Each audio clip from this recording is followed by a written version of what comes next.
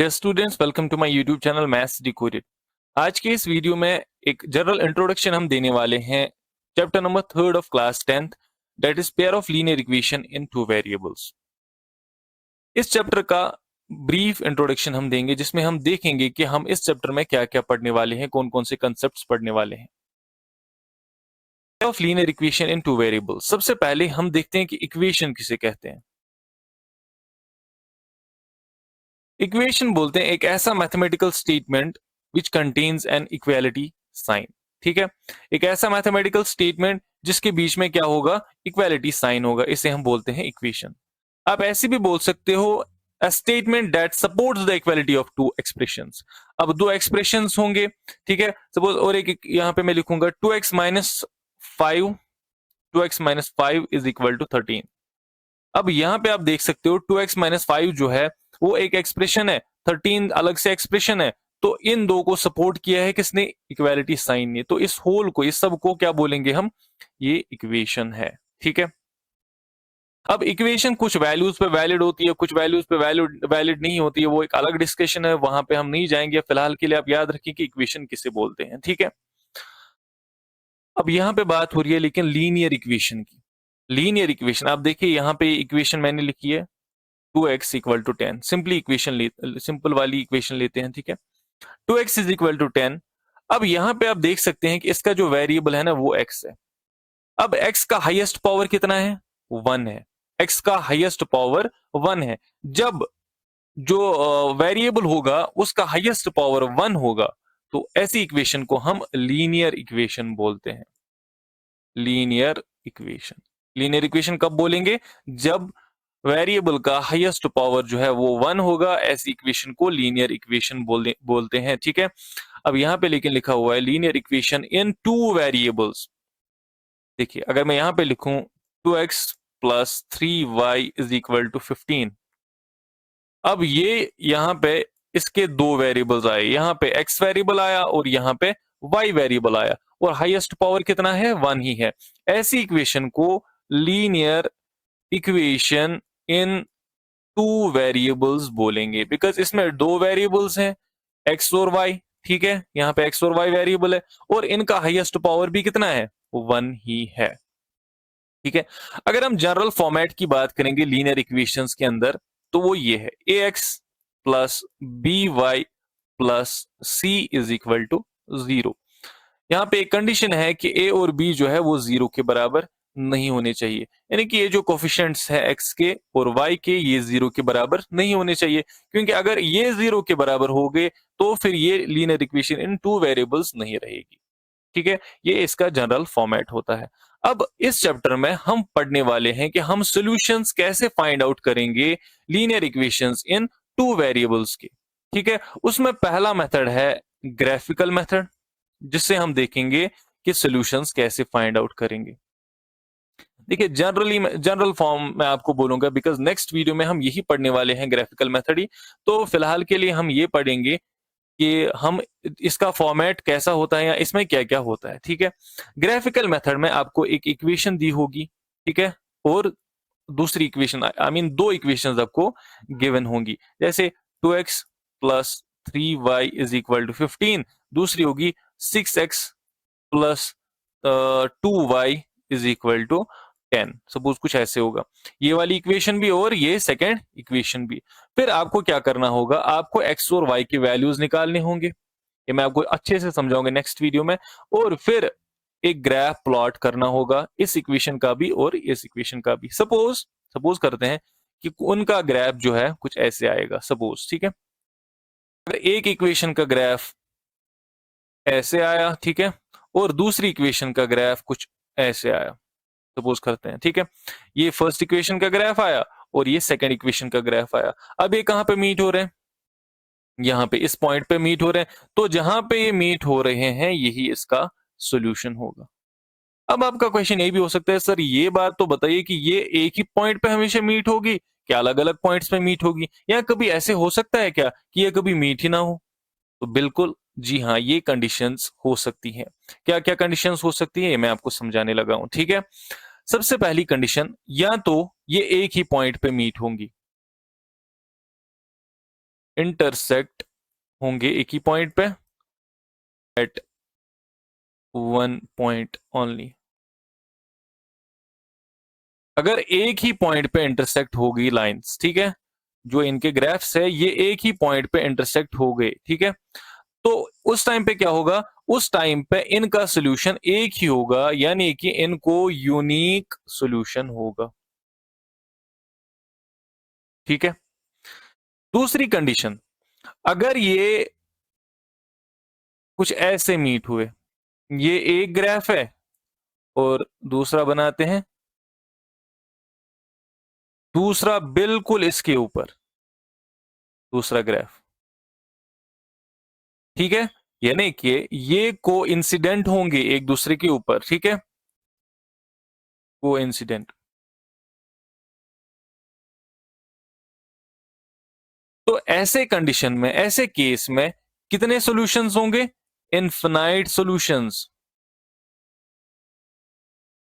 Reason, reason देखिए, यहां पे एक ही पॉइंट पे मीट हुए तो एक सोल्यूशन यूनिक सोल्यूशन हो गया।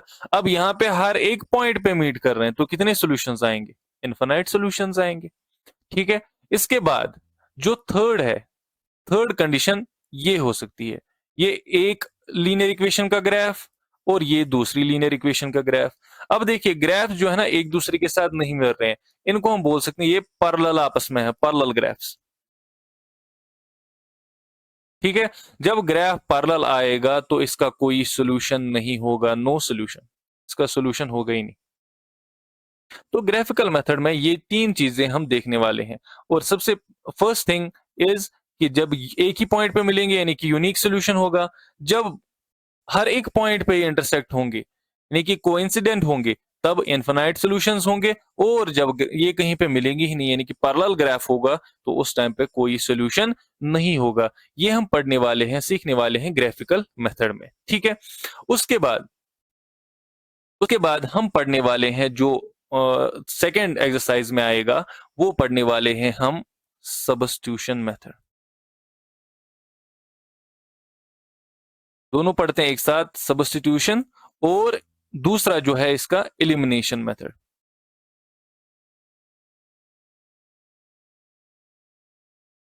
इनको थोड़ा सा समझाते हैं कि ये क्या है, ठीक है। सब्स्टिट्यूशन मेथड, सपोज मैंने एक इक्वेशन लिखी x plus Y is equal to 10 और दूसरी equation 2x plus 3y is equal to 15। देखिए फर्स्ट इक्वेशन, सेकेंड इक्वेशन।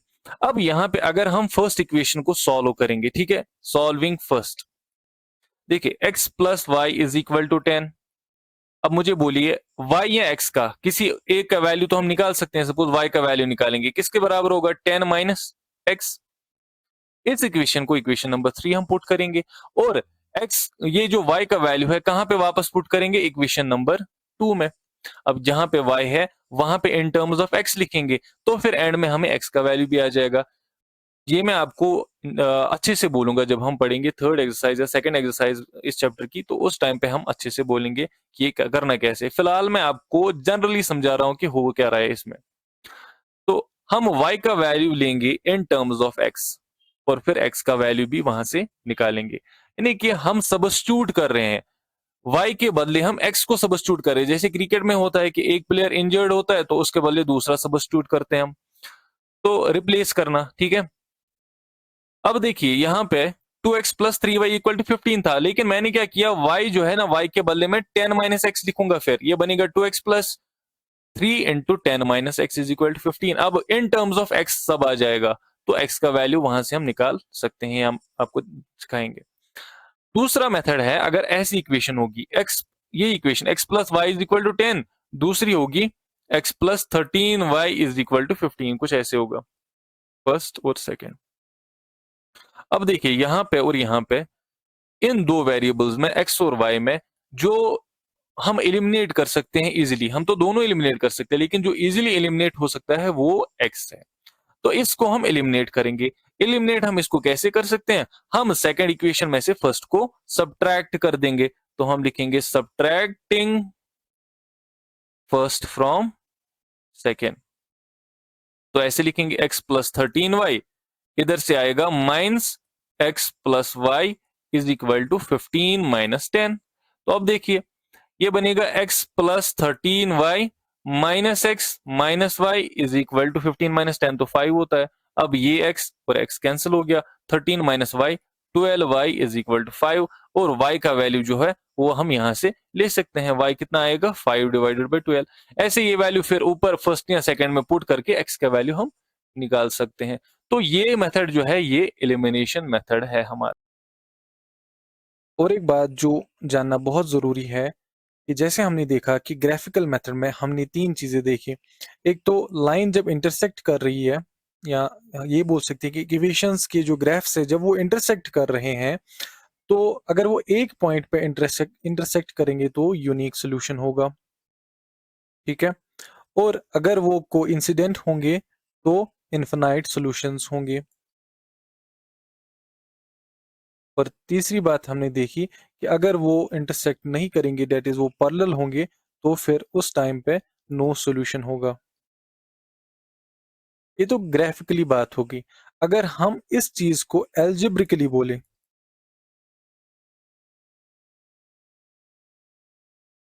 ठीक है, तो इसको ऐसे बोल सकते हैं, देखो, equations a1x plus b1y plus c1 is equal to 0,